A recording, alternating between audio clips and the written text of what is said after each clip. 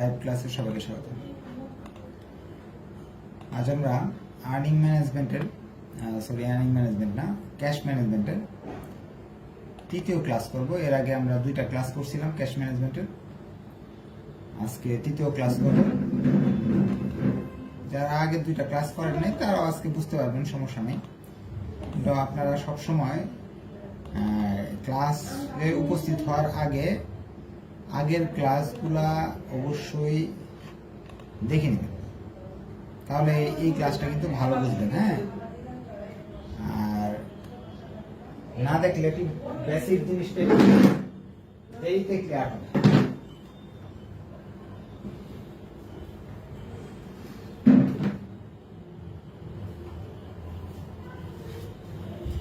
Problem 3 করব না। Problem 3টা দেখবেন বইতে বিভিন্নভাবে দেওয়া আছে। আমি চেষ্টা করব আপনাদের সহজভাবে করে দেওয়ার, আর আরো চেষ্টা করব যে এমন কিছু বেসিক দেওয়ার যাতে আপনাদের অঙ্কটা করার পরে বুঝতে পারবেন যে আসলে এটার লজিকটা বা কারণটা, ছকটা কেন হলো এরকম। শেষ পর্যন্ত ক্লাস করতে হবে। প্রবলেম 3তে বলছে এই অঙ্কটা অনেকবার অনেকভাবে আসছে বিভিন্ন ইউনিভার্সিটি কোয়েশ্চেনে, নাম চেঞ্জ করে। Apex limited estimated annual cash requirement. Apex লিমিটেডের আপনার 1 বছরে নগদ টাকা লাগে 30 লক্ষ টাকা লাগে। অ্যানুয়াল রিকোয়ারমেন্ট এখানে দেওয়া আছে 30 লক্ষ টাকা। হেয়ারটা আমি এখানে লিখে বলছি, আপনারা এখানে লিখতে পারেন বা উপরে লিখতে পারেন। হেয়ার অ্যানুয়াল রিকোয়ারমেন্ট 30 লক্ষ টাকা। আমরা তো অ্যানুয়াল রিকোয়ারমেন্ট কে আমরা টোটাল অ্যামাউন্ট বা টি দ্বারা প্রকাশ করি। আগের ক্লাসে শিখছিলাম টোটাল টাকা, total amount. Annual interest rate of marketable security is 10%। সুদ হলো, আপনি যদি টাকা নেন, ঋণ নেন, 10% সুদ দিতে হবে আপনাকে। এরপর the transaction cost of marketable security is টাকা 50 of each time to transfer।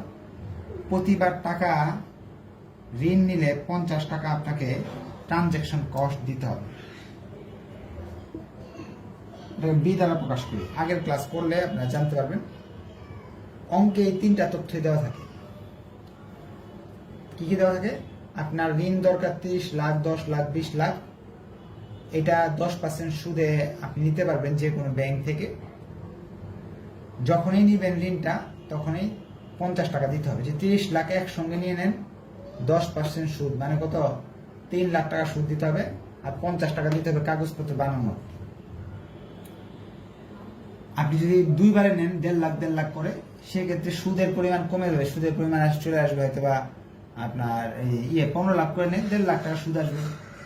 কিন্তু আপনার ওই ট্রানজ্যাকশন কস্ট বেড়ে যাবে, যে একবার ঋণ নিতে 50 টাকা লাগে, 2 বার নিলে 100 টাকা লাগবে। এখন আমাদের কাজটা এরকমই হয় সব সময়, যে কিভাবে সর্বনিম্ন খরচে আমি টাকাটা সংগ্রহ করতে পারি। প্রশ্নে দেওয়া আছে যে প্রথম প্রশ্ন বলতেছে calculate the optimum level. Optimum মানে বেস্ট, সবচেয়ে ভালো। Optimum level of cash to be maintain. সবচেয়ে কম খরচে, আর কত টাকা নিলে সবচেয়ে খরচ কম হবে, কত টাকা নিলে খরচ কম হবে। এটা গত ক্লাসে একটা সূত্র শিখিয়ে দিয়েছিলাম। ক্যাশ এর পরিমাণ বের করতে হলে 2BT/I, এই সূত্র শিখছিলাম। 2 তো 2, বি এর মান হলো 50, টি হলো টোটাল অ্যামাউন্ট, আই হলো 10% মানে 0.10। সায়েন্টিফিক ক্যালকুলেটর দিয়ে চাপ দিলাম, আসলো 54,722 টাকা। যদি একবার ঋণ নেই, 30 লাখ টাকা বছরে দরকার হয়, প্রতিবার যদি 54,722 টাকা করে ঋণ নেই, তাহলে আমার সুদও কম দিতে হইতেছে, এমনকি ট্রানজেকশন কষ্টও কম দিতে হইতেছে। এটা হলো আমাকে সূত্র বলে দিচ্ছে, এটা হলো সূত্র, এটা গত ক্লাসে শিখছিলাম। এরপর দ্বিতীয় প্রশ্ন বলছে, আচ্ছা ভালো কথা, তুমি যদি 54,722 টাকা করে ঋণ নাও, এটা বেস্ট, সবচেয়ে কম খরচ। এটা প্রমাণ করতে বলে নাই, আগের ক্লাসে প্রমাণ করে দেখছিলাম যে 54,722 টাকা করে যদি আমি ঋণ নেই, তাহলে সবচেয়ে কম খরচে আমরা ঋণটা নিতে পারবো। বি নাম্বারের প্রশ্ন বলতেছে, number of time the transaction should be excluded in a year, excluded in the year, আর কি কতবার তাহলে ঋণ নিতে হবে? 54,722 টাকা যদি একবার করে নাও, সেই হিসাবে 30 লাখ নিতে কয়বার ঋণ নিতে হবে? এটা তো এমনি বুঝতে পারতেছি, 30 লাখকে এটাতে ভাগ দিব, একবার ঋণ নেই হলো 54,722 টাকা। 30 লাখ নিতে গেলে আমার কতবার ঋণ নিতে হবে?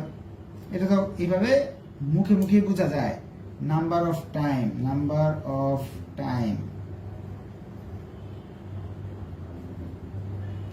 নাম্বার অফ টাইমস সূত্র ছাড়াও চলবে, T/C। সূত্র না লেখলেও চলতেছে যে 30 লাখকে আমি 54,722 দিয়ে ভাগ দিই, তাহলে আসতেছে নাম্বার অফ টাইমস 54.82 বার অথবা 55 বার।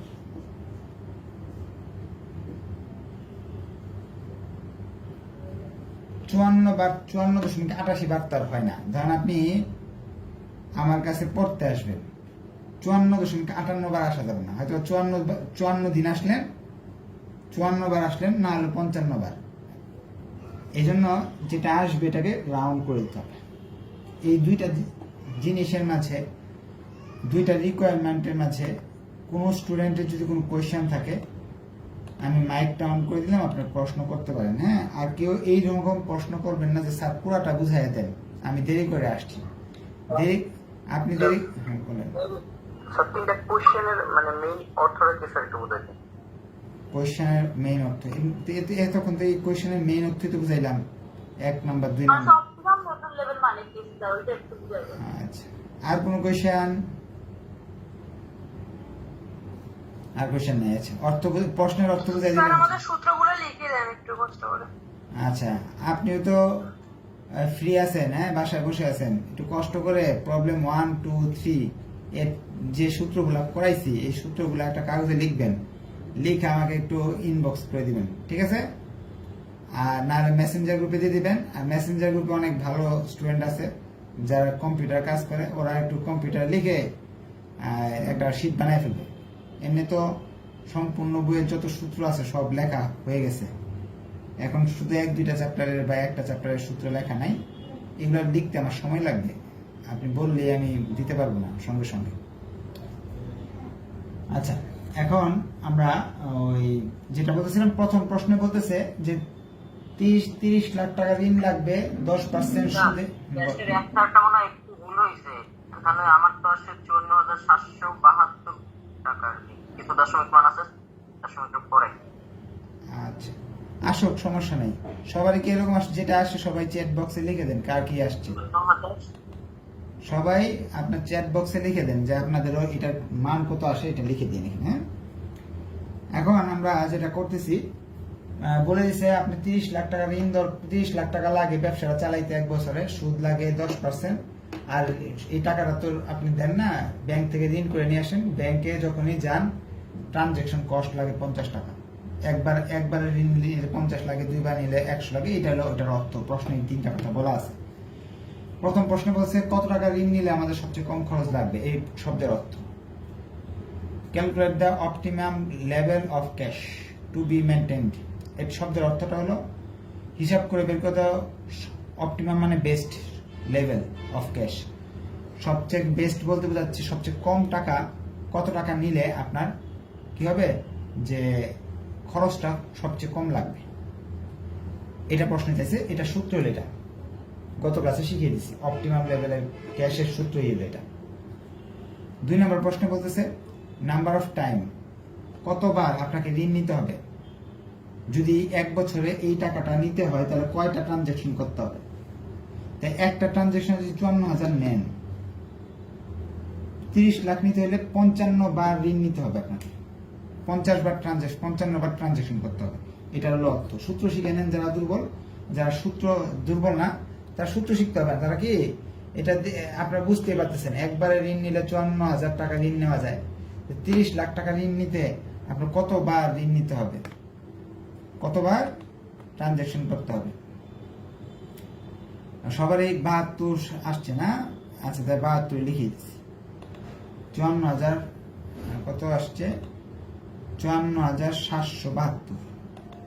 ও এখানে এই 7টা কম পড়ে গেছিল না, দিয়ে দিলাম 7। আচ্ছা, পরেরটা তো ঠিক আছে না? এখন 3 নম্বর প্রশ্ন। এখন 3 নম্বর প্রশ্নে বলতেছে যে show the calculation of total cost of different level of cash holdings you can imagine transaction size. বলতেছে বিভিন্ন ধরেন এখানে আছে 55 বার ঋণ নিলে বেস্ট হয়। আপনাকে বলছে আপনার মতো নিজের মতো করে 40 বার নিলে কি হবে, 30 বার নিলে কি হবে, 20 বার নিলে কি হবে, 100 বার ঋণ নিলে কি হবে।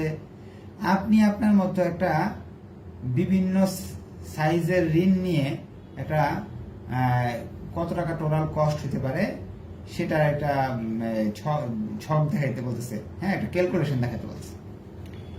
এটাকে বলে টেবুলার মেথড। আপনি টেবুলার মেথডে করতে পারবেন। আমরা গত যে ক্লাস করছিলাম টোটাল কস্টটা আমরা দেখানোর জন্য এভাবে করছিলাম যে প্রথমে আমরা বের করছিলাম হলো ইয়ের কস্টটা, সুদটা বের করছিলাম, ওসি বের করছিলাম, এরপরে আমরা বের করছিলাম হলো ট্রানজাকশন কস্টটা বের করছিলাম। এভাবে আমরা করে গেছিলাম, ঠিক না?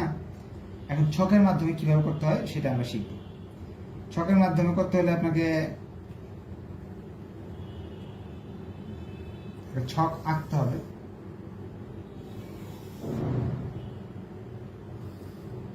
অ্যানুয়াল রিকোয়ারমেন্ট বা টি, প্রথমটা হলো অ্যানুয়াল রিকোয়ারমেন্ট বা টি।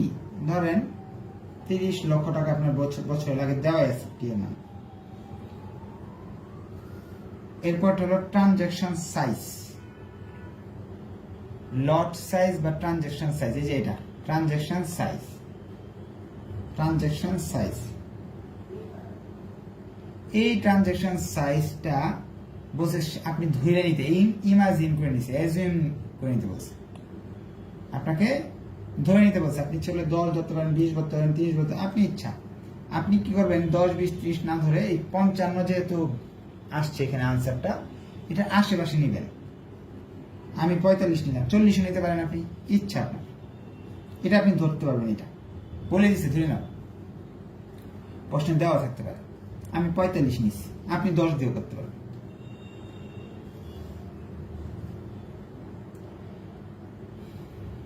এখন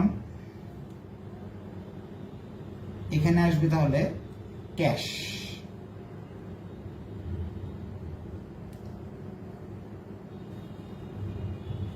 বা সি এর মানটা আসবে।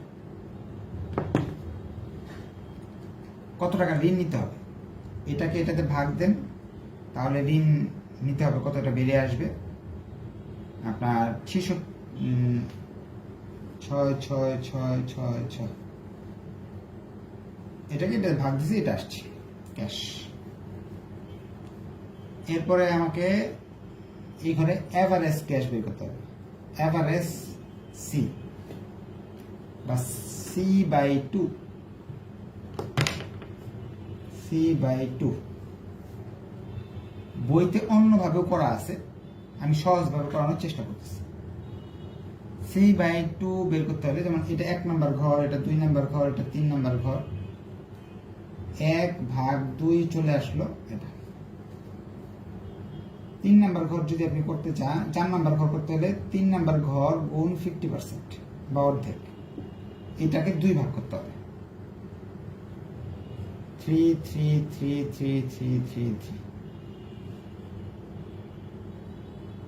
এরপরে আপনাকে বের করতে হবে ইন্টারেস্ট, সুদ। ইন্টারেস্ট বের করার জন্য এটা ধরে নেন কয় নাম্বার, 5 নাম্বার ঘর নিচে লিখে দিচ্ছে, এখানে জায়গা হিজিবিজি হয়ে গেছে তো। 5 নাম্বার ঘর করার জন্য 4 নাম্বার ঘর গুণ আয়, এটার উপর আয়ের মান 10%, তার মানে এটাকে 10% করতে হবে। সেই হিসাবে আপনাকে আসতেছে হলো 3333 টাকা। এরপরে আপনাকে ট্রানজেকশন কস্ট বের করতে হবে বা কনভার্সন কস্ট। কনভার্সন কস্ট বা ট্রানজেকশন কস্টে লিখি, ট্রানজেকশন কস্ট, আচ্ছা সিসি লিখি, কনভার্সন কস্ট। কনভার্সন কস্ট বের করতে হলে আপনাকে যে কাজটা করতে হবে, এখানে দুই নাম্বার ঘর আছে না, এটা ঘর নাম্বার কত হলো 6 নাম্বার ঘর বের করার জন্য 2 নাম্বার ঘর গুণ বি এর মান মানে 50, 45-এর সাথে 50 গুণ করেন, আসে হলো 2250। টোটাল কস্ট,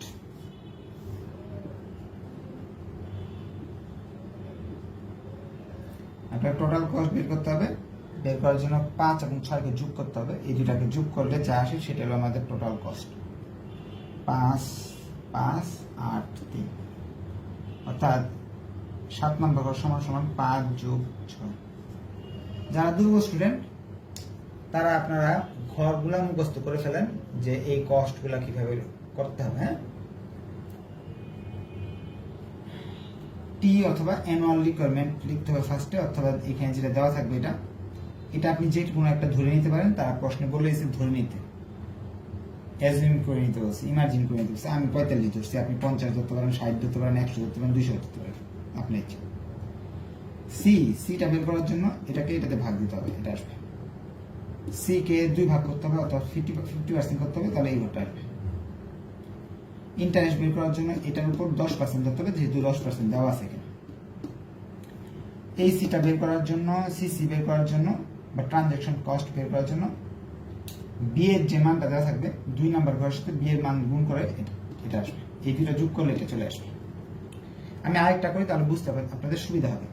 আপনাকে শুধু একটা করলে হবে না, এরকম কয়েকটা করে দিতে হবে। তারা বলে দিচ্ছে show the calculation of total cost, এই যে টোটাল কস্ট দেখাইতে বলছে, ডিফারেন্ট লেভেল, বিভিন্ন লেভেলে অফ ক্যাশ হোল্ডিংস। আপনি বিভিন্ন লেভেলে ক্যাশ হোল্ডিংস এর দেখাবেন। তো এবার আমি দেখাতে যাচ্ছি 50, এটাতে 50 দিয়ে ভাগ করলে আসে হলো 60,000। 60,000 অর্ধেক করতে হবে এখানে এই ঘরে, 30,000 হলো। 30,000-এর 10% করতে হবে, 3,000 হলো। এখানে এই 50কে গুণ করতে হবে বি এর মান দ্বারা, বি এর মান 50কে 50 দিয়ে গুণ করলাম, 2,500 আসলো। 3,000 এবং 2,500 যোগ করলাম, আমাদের মান চলে আসলো। আমি আরেকটা লেভেলে দেখাচ্ছি। আমি এবার ধরতেছি 50 না, আমি এবার 55, 5 বাড়ায় গেছি, 45 55 45 50 55 পর যাবো হলো হয়তো বা 60, পরে হয়তো 60-এ যাবো। আরো যেতে পারি, আমি 60-এর জায়গায় 65 যেতে পারি। 5টা দেখে মিনিমাম। তাহলে এটা দিয়ে এটা ভাগ দিবে, এটা দিয়ে সবগুলো ভাগ দিতে হবে। ভাগ দিলে মানগুলো চলে আসবে। যেমন ধরুন আমি যদি 45 দিয়ে ভাগ দিই, তাহলে আসবে হলো 55 দিয়ে যদি ভাগ দিই, তাহলে আসবে মনে হয় 54,772 নাকি। 60 দিয়ে যদি ভাগ দিই, তাহলে আসে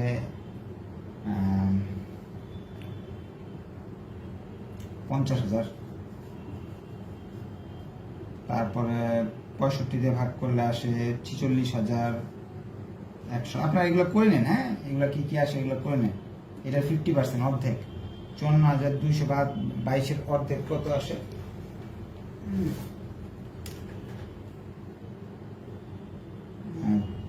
30 লক্ষ ভাগ কত আসে 54,722 সরি 30 লক্ষ ভাগ 55 54,545 আসে 545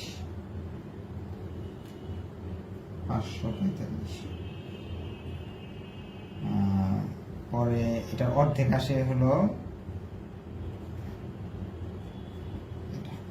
এটার অর্ধেক 25,000 54,000 অর্ধেক 27,272 27,272 46,000 অর্ধেক আসে 23,000 এখানে কি আসে 10% করতে হবে এগুলো 27272500 এটা একটু নিচে লিখতেছি কিন্তু ক্যালকুলেশন লিখে রাখছিলাম না এই জন্য তো জায়গাটা নাই এটা আসছে 2307 ট্রানজেকশন কস্ট মানে 2 নাম্বার ঘরের মানগুলোর সাথে 50 দিয়ে গুণ সেই হিসাবে 50 দিয়ে গুণ করলে আসে 2750 আর একটা আসে 3000 এটা আসে 3000 এটা আসে 3250 মনে আসে 3250 এই ঘরটি যোগ ফল কর যোগ নামাইলে হয়ে যাচ্ছে যোগ করে 54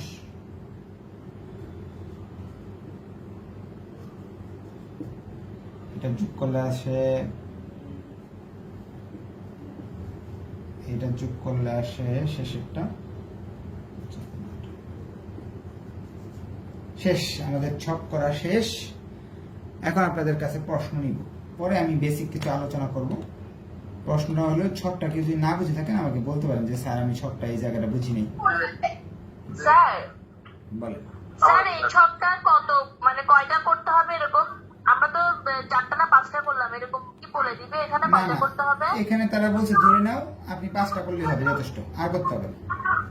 আচ্ছা 4টা 5টা এরকম 5টা মিনিমাম 5টা করবেন মিনিমাম 5টা করবেন 6টা 7টা করবেন আচ্ছা জি বলেন ইচ্ছা মতো আমি বানাতে পারবো এটার মান ইচ্ছা মতো নিতে পারবেন আর কোনো কোয়েশ্চেন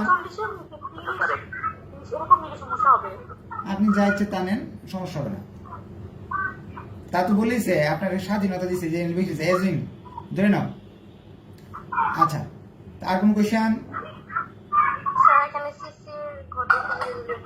সিসির ঘন্টা হলো এই যে সংখ্যাগুলো যে আছে স্যার ট্রানজাকশন কস্ট বাংলাটা কি লেনদেনের খরচ হ্যাঁ এখন আর কোন কোয়েশ্চেন আমি বুঝাই দিছি এই সিসির মানটা বুঝাই আর কোন কোয়েশ্চেন আছে কিনা আর কোন কোয়েশ্চেন নাই হ্যাঁ ঠিক আছে স্যার টি সাইজ আর সিসি এটা ফুল মিনিংটা কি সিসি হলো ট্রানজাকশন কস্ট আর এটা টি ট্রানজাকশন সাইজ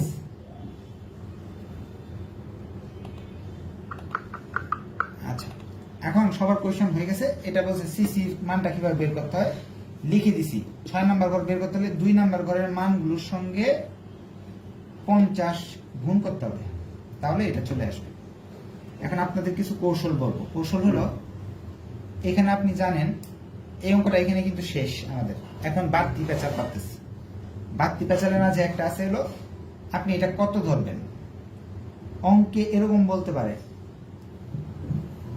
যে সি এর টোটাল কস্ট অপটিমাম সি বের করে দেখাও কি বলতেছে দেখেন অপটিমাম সি বের করে দেখাও প্রশ্নে বলতে পারে টেবিলার মেথডে অপটিমাম সি বের করে দেখাও তখন এই ছকটা করে আপনি অপটিমাম সি বের করতে পারবেন কিভাবে করবেন যেখানে সবচেয়ে কম খরচ হচ্ছে দেখেন তো এখানে আমার সবচেয়ে কম খরচ হচ্ছে এই জায়গায়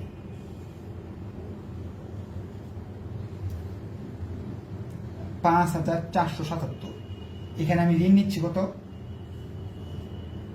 54,545 তাহলে আমার সি এর মান 54,545 এর ক্ষেত্রে সবচেয়ে কম খরচ হয় এখানে কতগুলো খরচ দেওয়া আছে টোটাল কস্ট এইটা ঋণ নিলে এত খরচ হচ্ছে এইটা ঋণ নিলে এত খরচ হচ্ছে এইটা ঋণ নিলে এত খরচ হচ্ছে এটা ঋণ নিলে এটা খরচ হচ্ছে এটা নিলে এই খরচটা হইতেছে। তাই এখানে হিসাব করে দেখেন সবচেয়ে কম খরচ লাগতেছে এই ক্ষেত্রে 55 বার ঋণ নিলে 54,545 টাকা ঋণ নিলে আমার সবচেয়ে কম খরচে আমি ব্যবসা চালাতে পারতেছি। দেখেন তো সূত্র দিয়েও তো এইটাই আসছে, 54,000 টাকা দিয়ে আমি নিতে পারলে সবচেয়ে কম খরচ। তার মানে সূত্র দিয়ে করলেও আপনার উত্তর মিলবে, আবার আপনি টেবিল ছক দিয়ে করলেও আপনার উত্তর কিন্তু মিলবে। 54,000 এখানে সামথিং আসছে, 54,000 সামথিং আসছে, এটা কোনো ব্যাপার না। 100-200 টাকা বা 500 টাকা কোনো 54,500 আসছে 700, এটা কোনো ব্যাপার না। 54 কিন্তু এগুলো ঋণের পরিমাণ দেখছেন, এগুলো অনেক বড় বড়। তাহলে এই টেবিল দিয়েও সি এর মান বের করা যায়, এটাকে কি বলা হয়? টেবুলার মেথড বলা হয়। সেক্ষেত্রে এটা কিভাবে ধরবেন? আপনার কাছে কিন্তু এখানে দেখেন আপনি 10 দিয়েও করতে পারতেন, 10, 20, 30, 40, 50, 60, 70 দিয়েও করতে পারতেন। আমি 45 দিয়ে কেন করছি? ওই যে দেখেন না আনসার 55 আসছে না, 55 আশেপাশে করেন কাজটা, তাহলে আপনার অঙ্কটা সুন্দর হবে, সবকিছুর আনসার পেয়ে যাবেন। ওইখানে 55 আসছিল না, ওইটার আশেপাশে করবেন। এটা কিভাবে ধরতে হবে সেটা আমি আগামী ক্লাসে আরো একটা অঙ্ক করে এই বিষয়গুলো নিয়ে আরো আলোচনা করব। এখন অনেকেই বলতে পারে স্যার এটা আমাদের দুর্বল ছাত্রদের মাত্র ছকটা মুখস্থ করাইলেন স্যার, এটা কেন এই ছকটা হইলো, এটা ব্যাখ্যা করলেন না। কেউ তো এইসবের ব্যাখ্যা করে না। যেমন ধরেন সূত্র যে a plus B whole square সমান সমান a square plus 12b plus B square কেমনে হইলো, আমরা 6 থেকে শিখে আসতেছি, কোনো স্যারে ব্যাখ্যা করে না, খালি বলে মুখস্থ করো। কিন্তু ব্যাখ্যা করলে আজকে আপনার বেশি মনে থাকতো। আমি ওই ছকটা একটু ব্যাখ্যা দিতে চাচ্ছি। এটা অপ্রয়োজনীয়, সবার লাগবে না, যারা চান তারা ব্যাখ্যা নিতে পারেন, নাহলে দুর্বল ছাত্র এই ছক মুখস্থ করবেন, কোন ঘরের সাথে কোন ঘর করতে হয়, কোন ঘর করতে হয় সেভাবে করে ফেলবেন। হ্যাঁ, এটা শুধু আপনাদের অতিরিক্ত একটু জ্ঞান দেওয়া ছাড়া আর কিছু না, যে ছকটা এমন হলো কেন। আমাকে টোটাল কস্ট বের করতে বলছে। কালকের ক্লাসে টোটাল কস্ট বের করা শিখছিলাম, আমি টোটাল কস্ট বের করা শিখছিলাম কালকের ক্লাসে। এরকম যে টোটাল কস্ট সমান সমান OC plus CC, OC plus CC.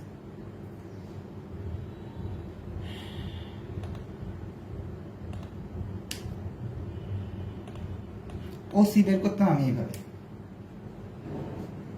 C K 2 ভাগ করে আই দ্বারা গুণ করতাম। দেখেন তো এই যে ওসি যে বের করলাম, এখানে ওসি কি করছি, এই যে সি এর মানকে এই যে আই দ্বারা 5 নাম্বার ঘর কিভাবে বেরিয়েছে, সি এর মানকে আই দ্বারা গুণ করলাম। তো ওসি সূত্র হইল না, ছকের মাঝে সি কে 2 ভাগ করছি, যে সি কে 2 ভাগ করছি আই দিয়ে 4 নাম্বার ঘরকে এটাকে আই দিয়ে গুণ করছি, তার মানে ওসির মান আমি এখানে বের করছি ছকের মাধ্যমে। মনে মনে আমি যে সূত্র দিয়ে করি এই কি জিনিসটা, তাহলে এত বড় না করে সূত্র দিয়ে এত দিয়ে ওসির মান বের এলো। সিসির মান জানি কিভাবে বের করলাম, সিসির মান বের করছিলাম আমরা এইভাবে, টি কে সি দ্বারা ভাগ করছি, পরে বি দিয়ে গুণ করছি। দেখেন তো টি কে সি দ্বারা ভাগ করছি কিনা, এই যে ট্রানজেকশনটা যে আসলো কিভাবে আসে, 45 বা 55 বা এটা কিভাবে আসে, এই টি কে সি দ্বারা ভাগ করলে এটা আসে। ভাগ করে দেখি আমরা, 30,000 ভাগ 66,000 চলে আসলো, এটা এই যে এটা আসলো। আর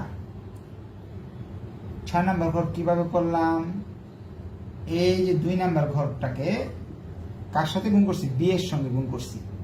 2 নাম্বার ঘরে কি ঘটনা করছে, টি ভাগ সি, অর্থাৎ এটা দিয়ে এটার ভাগ দেন তাহলে এটা আসবে, এটা দিয়ে এটার ভাগ দেন এটা আসবে, এটা দিয়ে এটার ভাগ দেন এটা আসবে। তার মানে টি ভাগ সি এর মান হলো এই জায়গায় আছে, আর বি এর মান তো আমি এক্সট্রা 50 বসাই নিছি, যে জায়গায় যে করতেছি 2 গুণ বি, তো 2 মানে কি, 2 মানে টি বাই সি, আর বি তো আছে। তার মানে এই ছকটা যে করতেছি এটাকে এই সূত্রের আলোকেই করতেছি, আন্তাজে কোনো শখ না যে উল্টা পাল্লা ঘর বানাই নিলাম 10-12টা, সেটা না। পরে ওসি এবং সিসি কে যোগ করতেছি, টিসি বেরিয়ে আসতেছে, টোটাল কস্ট বেরিয়ে আসতেছে। এই ছকটা কিভাবে হলো এটার ব্যাখ্যা আমি দিয়ে দিলাম, যাদের বোঝার দরকার তারা বুঝে নিল, আর অনেকের বোঝার প্রয়োজন নেই, মনে রাখলেই চলবে, এতটুকুই যথেষ্ট, এত বোঝার দরকার নেই। আর এটা নিয়ে কোশ্চেনও দরকার নেই, কারণ এটা এক্সট্রা জিনিস, ভিডিও সেভ আছে, এই এক্সট্রা জিনিসটা আপনার মন চাইলে বুঝে নেন, না হলে বাদ দেন যে এটা দরকার নেই আমার, স্যারে তো বুঝিয়ে দিছে কোন ঘরের সাথে কি হইতে হয়, এই ঘরটা 7টা ঘর মুখস্থ করলে শেষ। আজকে তাহলে এই পর্যন্তই থাকলো, নেক্সট ক্লাসে আমাদের দেখা হবে। নেক্সট রবিবার বিশেষ একটা ছুটি নিতে পারি আমি, হ্যাঁ, যদি নেই তাহলে আপনাদের জানিয়ে দিব যে নেক্সট রবিবার ক্লাস হবে না, আর ছুটি যদি না নেই তাহলে ক্লাস হবে, ঠিক আছে? ধন্যবাদ সবাইকে, আসসালামু আলাইকুম।